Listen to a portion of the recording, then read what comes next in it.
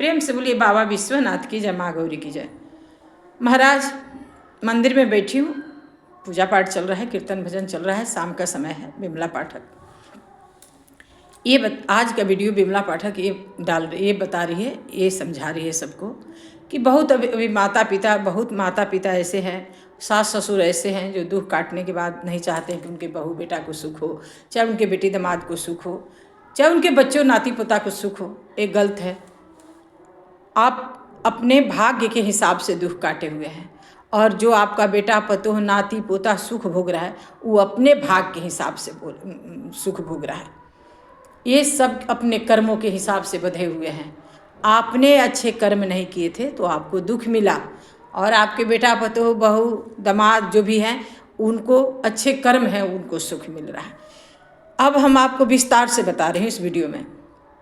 एक बहुत गरीब किसान का बेटा था, बहुत गरीब, यानी यहाँ तक कि उसके माता पिता को पढ़ाने लिखाने के लिए पैसा नहीं था, खाने तक के पैसा नहीं था, कपड़ा तक का पैसा नहीं था। और वो बच्चा अपने माता पिता के साथ जब तक रहा बहुत दुख काटा, और बहुत दुख से वो पढ़ाई किया, और एक दिन उसका भाग ऐसा उदय हुआ कि वो बहुत बड़ा अफसर बन गया।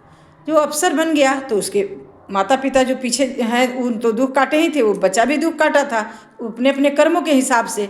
अब वो जब अफसर बनने के बाद वो अपने बच्चा को अपने ठाट बाट के हिसाब से रखने लगा। अब वो जब भी मार्केट जाता था तो सबसे महंगा कपड़ा अपने बच्चों के लिए खरीदता था, और वो अपने लिए सबसे सस्ता जो पहनने की उसकी आदत थी वही खरीदता था।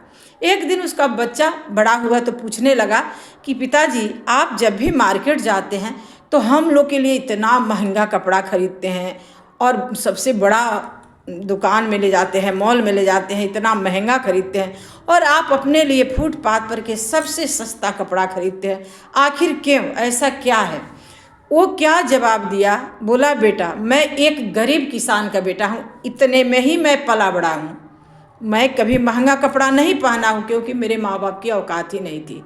इसी से मैं अपनी औकात को समझ रहा हूँ, उसी हिसाब से मैं आज भी चल रहा हूँ।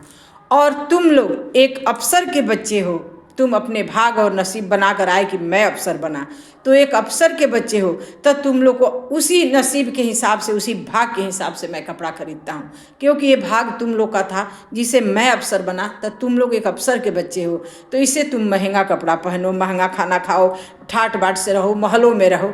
और मैं एक गरीब किसान का, वो मेरा भाग था कि कुछ मुझे माँ बाप के तरफ से कुछ नहीं मिला, और गरीबी में मैं पला बड़ा, तो मेरी उसी की आदत है, वो मेरा भाग था।